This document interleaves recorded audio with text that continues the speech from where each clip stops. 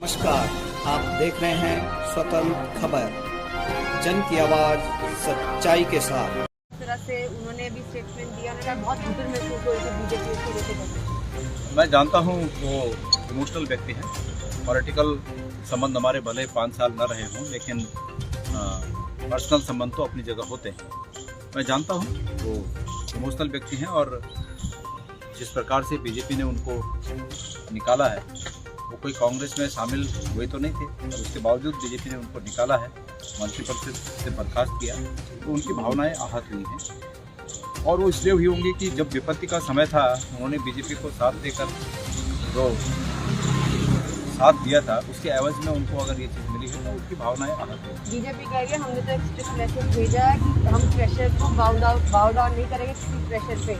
ये बीजेपी को उस समय भी सोचना चाहिए था जब कांग्रेस के खिलाफ उनको उपयोग करके बीजेपी ने कांग्रेस को नुकसान किया, तो ये उस समय उनको सोचना चाहिए था कि कैसे प्रेशर पॉलिटिक्स को दी।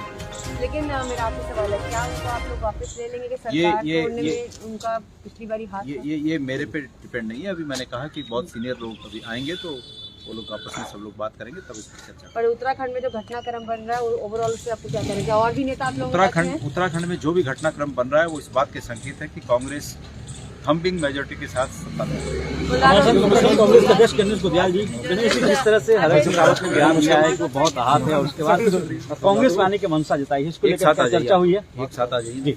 इसको लेकर चर्चा हुई है सर?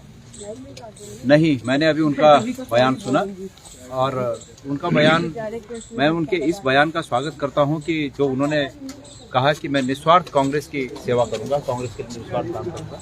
मैं उनके इस बयान का स्वागत करता हूं।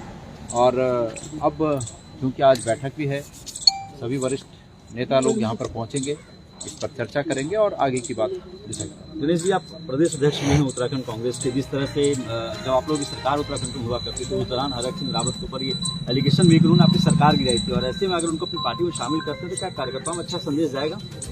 देखिए, ये तो स्वयं उन्होंने भी महसूस किया कि उनसे गलती हुई। मैंने एक आध उनका स्टेटमेंट भी सुना कि वो गलती थी, तो अगर वो इसको महसूस करते हैं तो फिर उस पर विचार किया जाना चाहिए। मैंने पहले भी कहा कि वो पार्टी के वरिष्ठ नेता रहे हैं पहले पूर्व में, और उनका एक अपना जनाधार है तो पूरे उत्तराखंड में। अब ये आवश्यक नहीं है कि लोग जिस रूप में, कार्यकर्ता जिस रूप में समझ रहे होंगे कि इस रूप में उनका उपयोग किया जाए, ये आवश्यक नहीं है।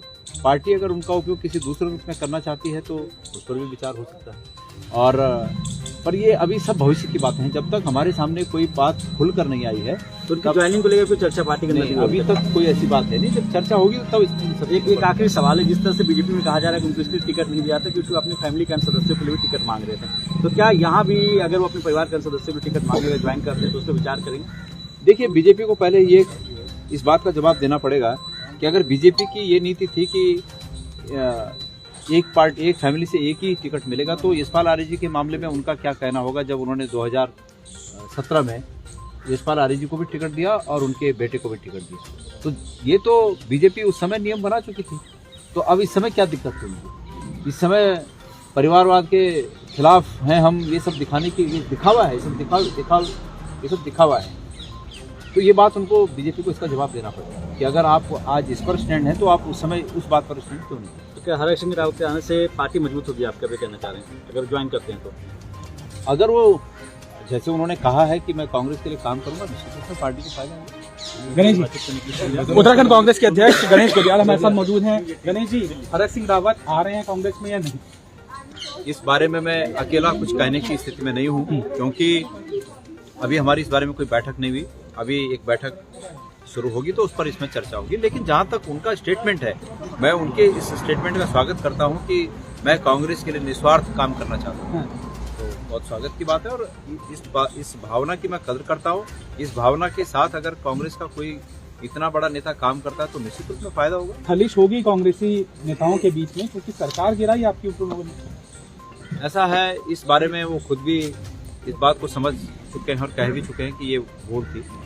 और अगर वो कांग्रेस के लिए ये कह रहे हैं कि मैं निस्वार्थ काम करना चाहता हूं, तो आप समझ सकते हैं कि उन्होंने पूर्व में इस बात को समझ लिया है कि उनसे वोट है। कांग्रेस क्या दोनों को, उनकी बहू को भी और उनको टिकट देने के लिए रेडी है, क्योंकि बीजेपी से उनको निकाले इस पर अभी बात ही नहीं है। हाँ। अभी तो बात होगी कि जो उन्होंने कहा है इस पर क्या पार्टी डिसीजन लेती है, अभी वो आगे की बात। हरक सिंह की कोई मीटिंग हुई है क्या आला कमान के साथ या किसी सीनियर नेता के साथ? मेरी जानकारी नहीं। चलिए आप स्क्रीनिंग कमेटी की बैठक थोड़ी देर के अंदर शुरू होने जा रही है। आधा एक दिन निकल गए थे। सकारात्मक संदेश चीफ गणेश गोडियाल जी हमारे अपने क्षेत्र की खबर के लिए चैनल को सब्सक्राइब करें, बेल आइकन दबाएं। सबसे पहले खबर को पाने के लिए